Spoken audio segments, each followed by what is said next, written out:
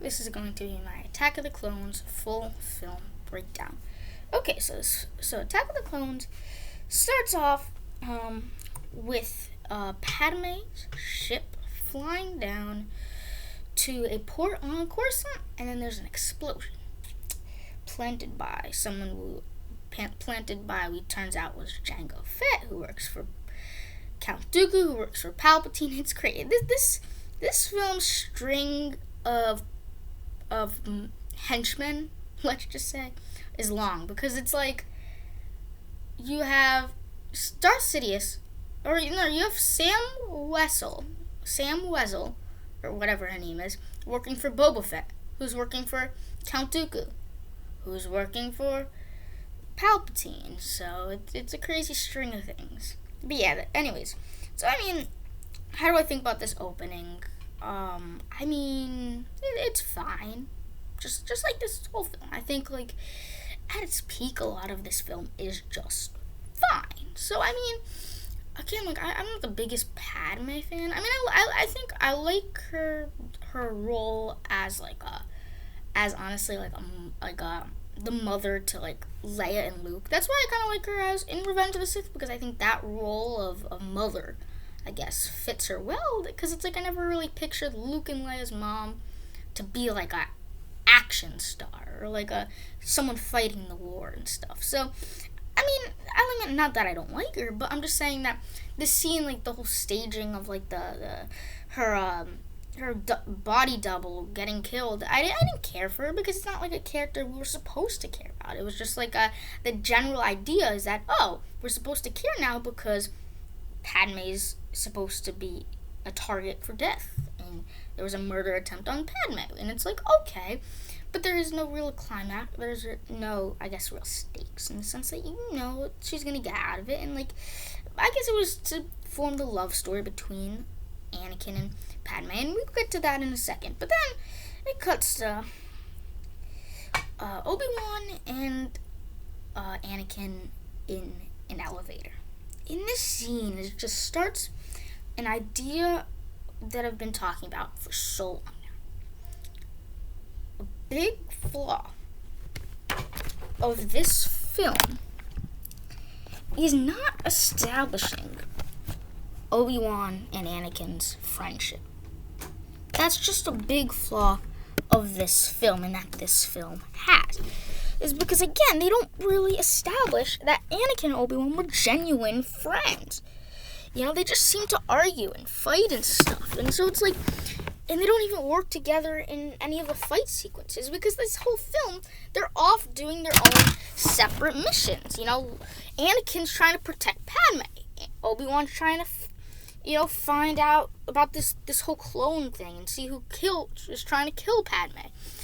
And so you got this scenario of, like, how are we supposed to believe what Obi-Wan said in The New Hope about, oh, he's a cunning warrior, oh, he's a good friend, oh, he's a good star pilot, when all we really see is them arguing and being away from each other. And then we'll get to some other stuff later. But yeah, it was really weird, and it makes it, but again, I can't be too mad, because you kind of see their friendship in Clone Wars. But we're not talking about Clone Wars. We're talking about Attack of the Clones. So yeah. So anyways, there's this whole scene with Padme and Jar Jar and Mace Windu and all the other Jedi facing Palpatine, talking about Padme's assassination attempt. And again, like I said earlier, I don't really care for her assassination attempt. It didn't elevate the film. It didn't change the film.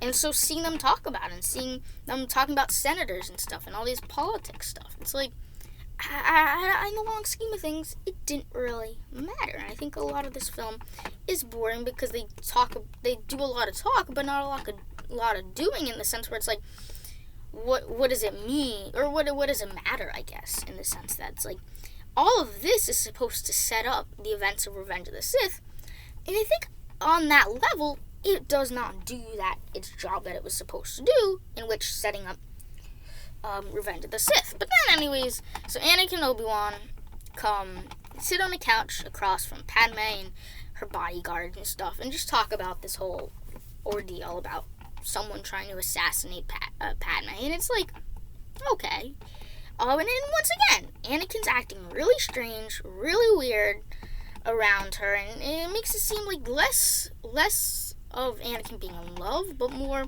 stalkerish, so it didn't come off right the way it's supposed to. And I do think it comes down to, I think a lot of the problems with Phantom Menace and Attack of the Clones come down to, the prequels George Lucas had total and utter control, because in the original trilogy, he got directors to direct his film and people to write while George wrote the film, he got good directors to direct the films, and this was not the case for the prequels. The prequels, it was George Lucas producing, directing, writing, and so it's one of those things where it's when you have total and utter control, especially when, he's a great writer, he's a great storyteller, but that doesn't mean he can, I'm sure if he wrote a book, it would be amazing, but who knows what it would be like if he was supposed to direct a Star Wars book. So point being, directing Star Wars script. And so part of it is that idea of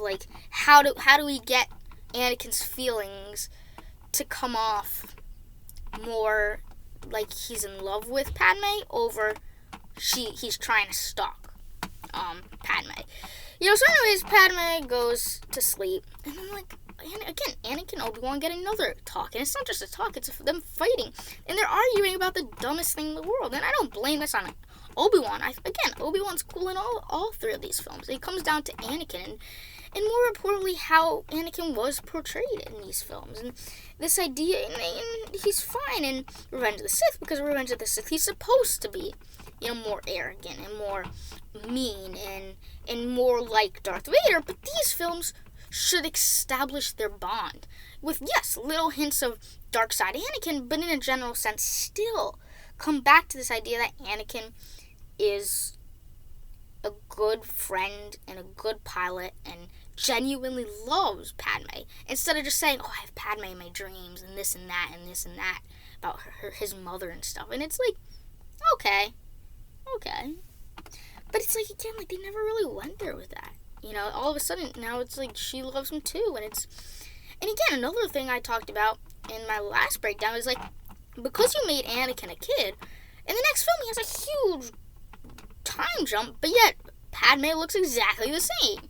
So it's I definitely think they should have stuck with Hayden Christensen through the whole trilogy, if I'm being honest here. And so, anyways, there's this worm thing, and then they have a cool action sequence with Sam Wessel, that bounty hunter thing, that shape-shifting bounty hunter thing, and that was really one of the standouts of this film. I think the action in this film is great, whether you talk about the Jango Obi-Wan fight, this fight on the speeders, and then all that stuff. But again, it goes back to this idea that they were arguing on the speeder. Anakin jumped off the speeder, and it's okay, so far they're only together this first act of the film and the third act of the film. In both acts, they were fighting. They were arguing. And it's they have a fighting chemistry together, but not a friendship one. Not a friendship one. We do not see that. And I'll get to specific moments throughout this breakdown. So anyways, they catch Sam, and basically Jango Fett's in the, on a rooftop, hits her with a dart. She turns into her normal form. After they chase in a bar, and Anakin loses his lightsaber, and all this crazy stuff about Anakin just being an idiot, I guess. I don't know. I still have seen this film millions of times, but I think this idea of Anakin not being cautious of his lightsaber, of losing his lightsaber, and all these ideas I feel are not bad, but making it a way where after all this they can still have a moment to where they can be friends. And I challenge you to say, pick one moment where they just are friends, or just work together, for crying out loud, instead of instead of arguing, instead of fighting in two different ways, being apart from each other, and we never saw that. And that's what I think Revenge of the Sith did do good, is they had honestly a lot of moments, even though that film is a lot of Anakin turning evil, which is good and all, they still had a lot of moments where they were still friends at the beginning in the first act, and when Obi-Wan left, and it's you could tell they had a friendship. But this film does not convey it. We had to imply that. And it makes the prequels a lot better, and especially Revenge of the Sith better, because I've seen Clone Wars and know that they do truly have a friendship. Maybe it wasn't seen in any of the films, but it was seen in canon through the Clone Wars. But anyways, so Obi-Wan goes to meet Dexter Jettster after he gets assigned to find the person who killed, or not killed, but tried to kill Padme. And I mean, Dexter Jettster, I like him. I think he's like a cool character. I mean, majority of characters in Star Wars are just these one-off characters who are in like one scene and not. This is no exception. Good character, great, good species. I think funny and all that. He was able to tell Obi-Wan to go to Kamino, which, by the way, Kamino looks sick. I mean, it looks like a really cool planet. I love when they have action sequences in Kamino during this film and during the Clone Wars. But then Anakin goes to Padme to Naboo, and then they have... And by the way, Anakin going to Naboo, I don't care one bit about. I do not care one bit about Anakin going to Naboo. I just don't. It's just something that obviously they want us to believe that this has some importance.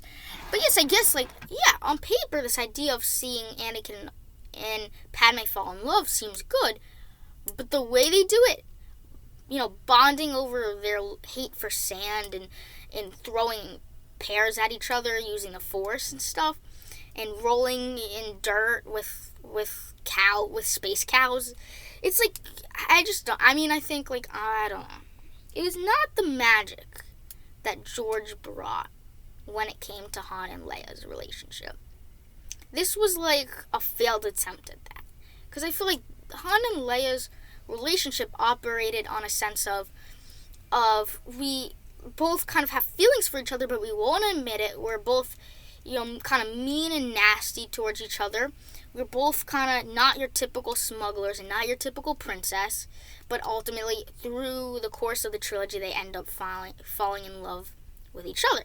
But this is like they try for that, but it just doesn't work. It's not the same magic in directing that was brought in the original trilogy. I don't know what that's really about, but that's just the case. And so, yeah. So I didn't really care for that. And their whole argument about having love that we can never be open about was like, yeah, obviously. But I think, that's an interesting concept.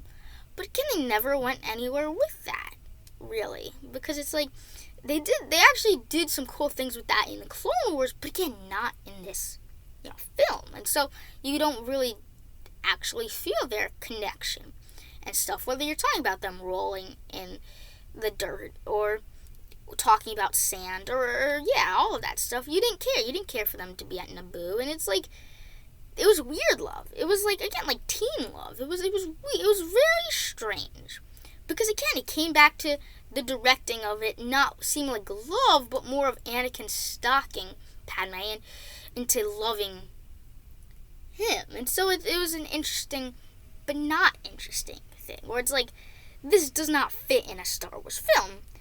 But I do enjoy Obi-Wan's kind of subplot about going to Kamino. But again, it's like, in the grand scheme of things, this middle part of the story is very small in scale, because besides learning about the clone army, when you really think about what they accomplished during these things, they didn't accomplish much. Because ultimately, where did that bring them? To Geonosis. Did Padme and Anakin ever truly stay hidden? No, they ended up going to Tatooine. And then back to Geonosis. And as far as them going to Tatooine, I didn't care for that. I mean, again, I actually liked the scene where Anakin tried to save his mother and then ended up killing the Tusken Raiders. That should be the biggest hint of the dark side Anakin in this entire film. Because it's you didn't need the level of seeds planted. It became a point of, this is just some sort of seeds of dark side Anakin, to become Anakin is this, and this. Because it should feel like Anakin's a good person, and just so happens these moments are glimpses of him as Darth Vader. Instead, it just seems like he truly was, like, it feels like he was always Darth Vader, if you know what I mean, in the sense that when you're like, oh, but he has so many scenes in the prequels where he's not actually a bad person because he's Anakin Skywalker, a good person, but you're like, what did he do in Attack of the Clones to prove that he was a good person? You see that again in Clone Wars. That's why I think Clone Wars masters Anakin, if I will. So anyways, Obi-Wan goes to meet Jango Fett, and he meets his son clone, Boba Fett. Obviously, I think I like Boba Fett and Jango Fett. Obviously, there's a huge craze around Boba Fett being like a great bounty hunter, and like some people say it's like their favorite character, but I was never in that group. I was like, he's a cool character, but they didn't do a lot with him. And young Boba was like, okay, it's a cool kind of Easter egg to have Boba there, but similar, he didn't do much. But Jango Fett was pretty cool in Kamino.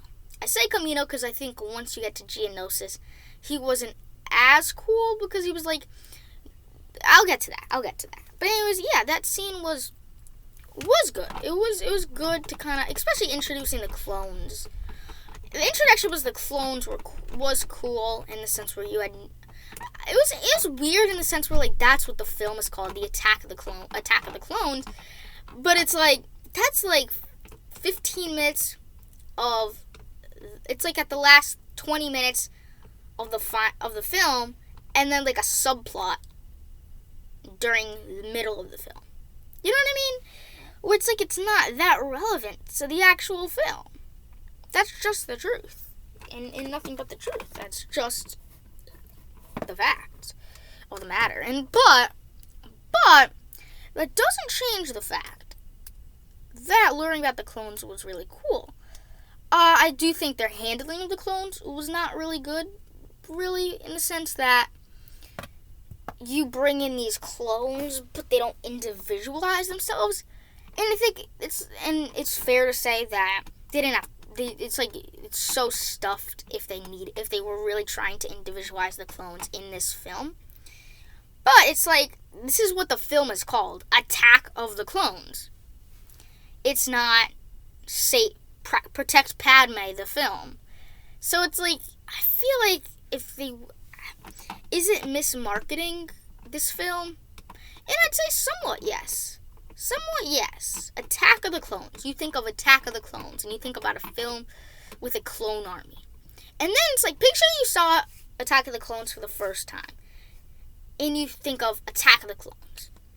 And you go into the film being like, I can't wait for a war with the clones. But then you never get that. You get maybe a 3-minute clip of clones fighting battle droids towards the end of the film.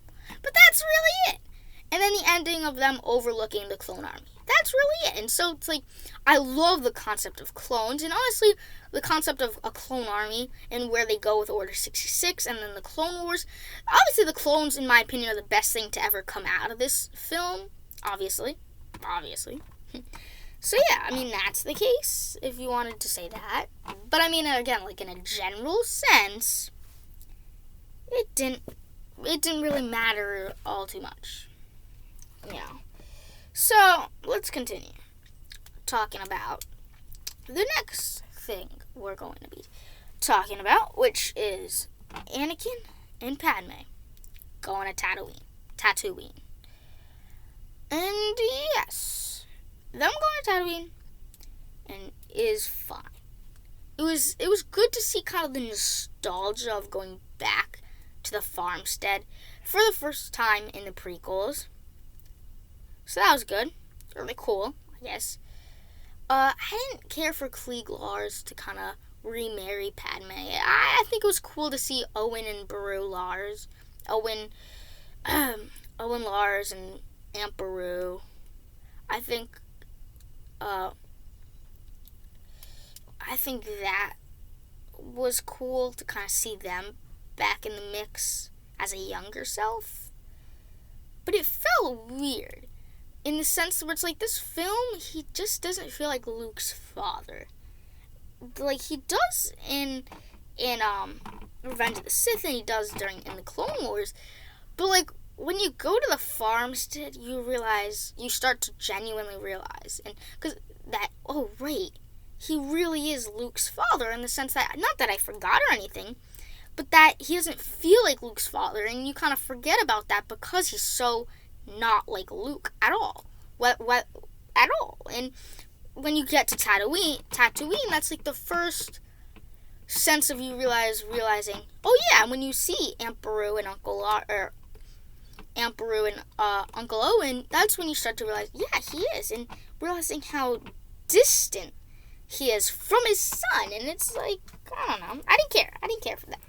I think I do buy that in a general sense. Anakin is Luke's father, but I'm talking about specifically this version of Anakin in this film.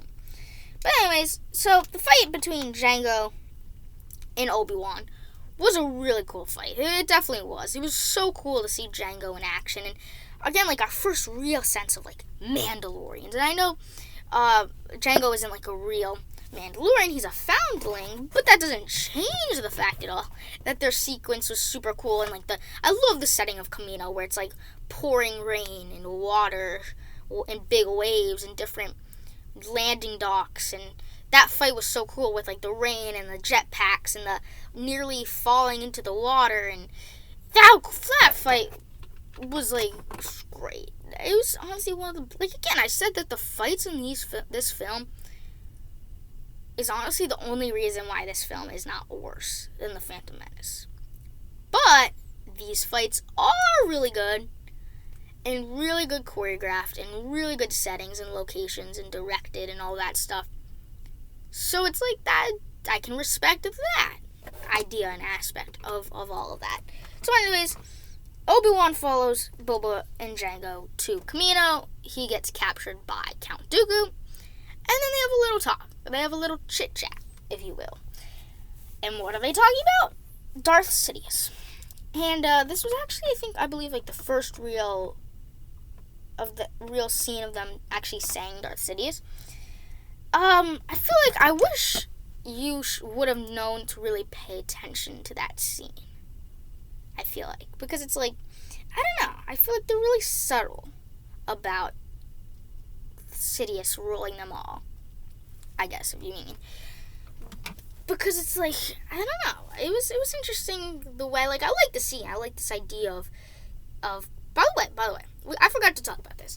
Count Dooku, our main villain of this film, does not get introduced till like the third act of the film.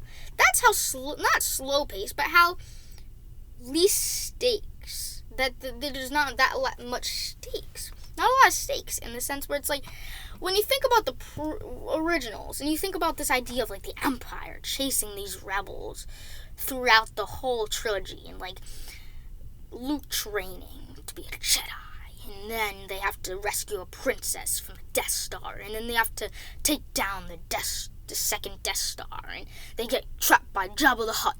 And then you just think about this film, and you look at Attack of the Clones, and it's like, Anakin has to take Padme, and hide Padme in Naboo, and Obi-Wan does an investigation, and the villains are... wait, there's villains in this film? Yeah, it's interesting in the sense where this feels like a comic book story, if you will. Like, do you want to hear about a story about Anakin trying to, save Padme from killers? Watch this novel, watch this 4-part comic series, as opposed to, do you want to watch Star Wars? Anakin protecting Padme, then going to Geonosis, then fighting Count Dooku and getting his arm cut off, and then that's how the film ends? Then that happens, and it's like, no, you want to see Star Wars. Big moments, great dialogue, great characters, funny moments, exciting moments, big stakes, and you're like, this is not what I signed up for. You know what I mean?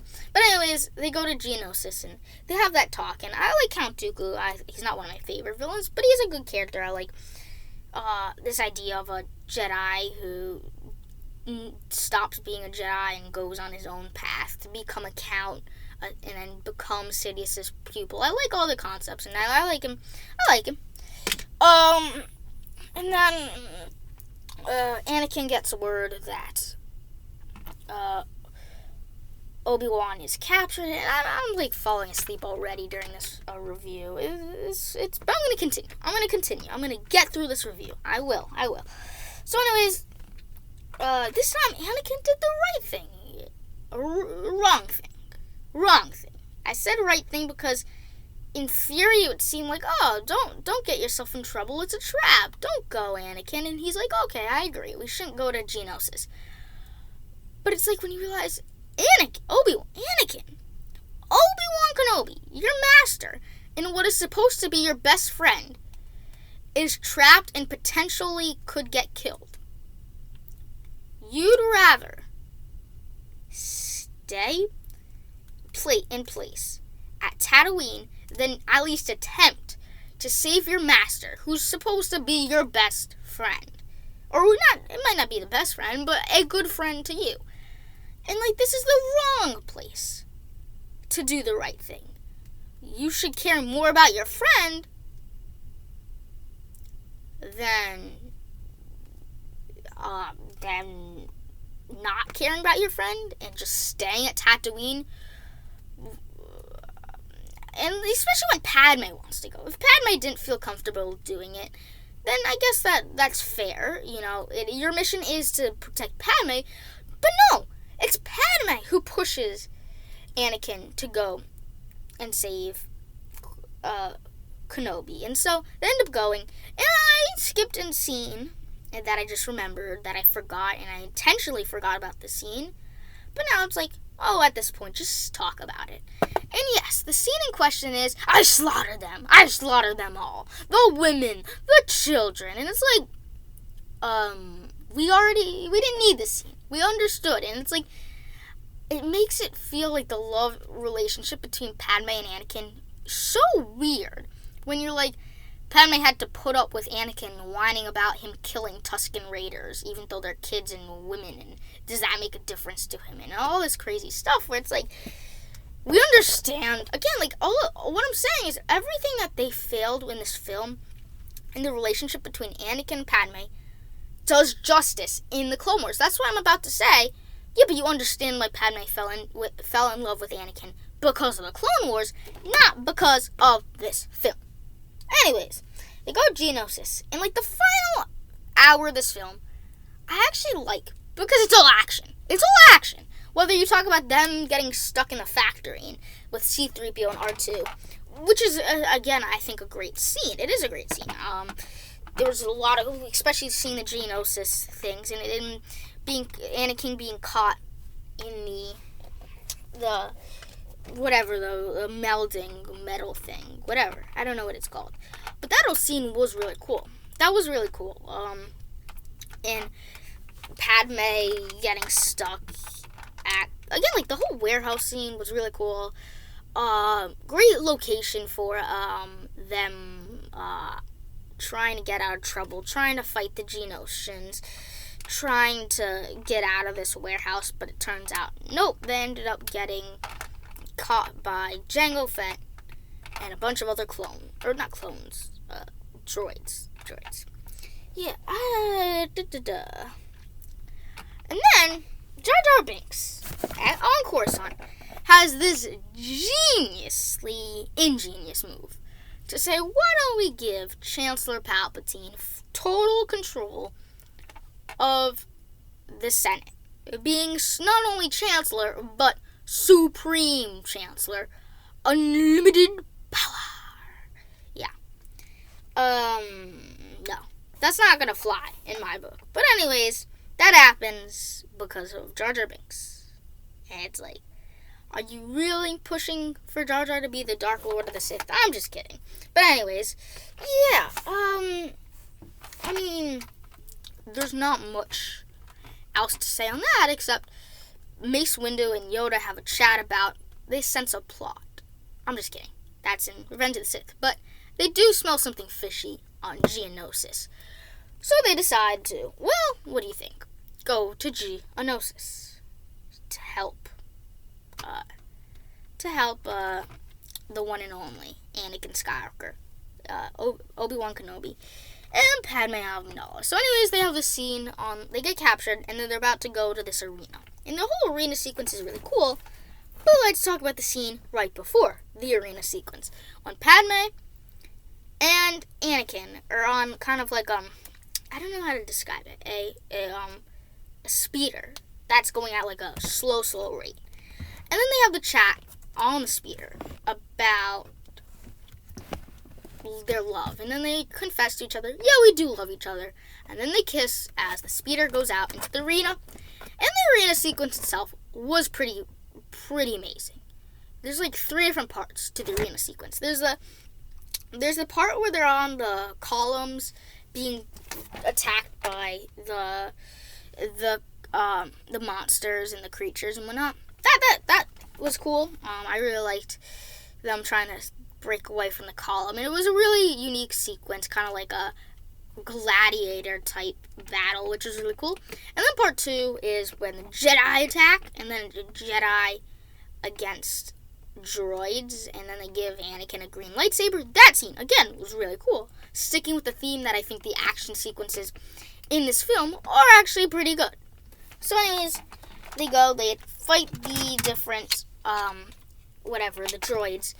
And then clones came. And this is why it's called the Attack of the Clones, because the clones end up coming after, 10 minutes? Or after, an hour and 30 minutes of this film. Or probably, 2 hours after this film. It's crazy. It's like, we introduce to the clones and then we just forget about it. That's the crazy thing.